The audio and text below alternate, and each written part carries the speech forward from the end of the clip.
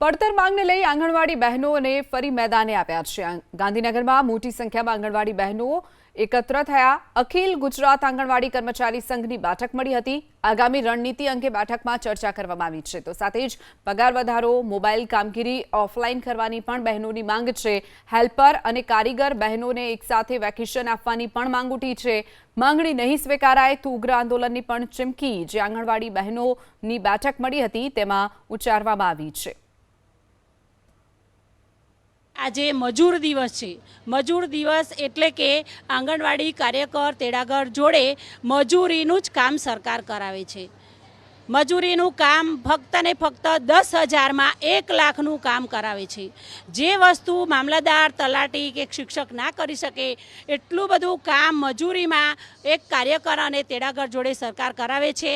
જ્યારે અમારી આ માંગણીઓ પૂરી નહીં થાય, નહીં કરે અને આનાથી પણ વધુ અમે આંગણવાડી કાર્યકર તેડાગર, આંગણવાડી અખિલ ગુજરાત આંગણવાડી કર્મચારી સંઘની બહેનો આનાથી પણ વધારે ભેગી થઈ અને સરકાર સામે જજુમી લડી અને અમારા હકો મેળવશું।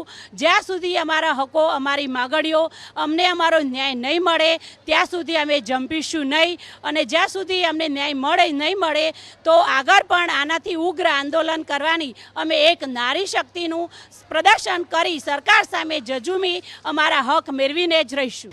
અમારી માંગણીઓ એ છે કે પહેલાં તો પગાર વધારો, બીજું 45 વર્ષની વયમર્યાદા દૂર કરવી, હેલ્પર કાર્યકરને સાથે વેકેશન આપવું અને જે ઓફલાઈન ઓનલાઈન કામગીરી છે તેમાં ગમે તે એક રાખવું, ઓનલાઈન કરાવો કાં ઓફલાઈન કરાવો। પગાર 2022માં વધ્યો તો એ પછી 1 પણ રૂપિયાનો વધારો થયેલ નથી।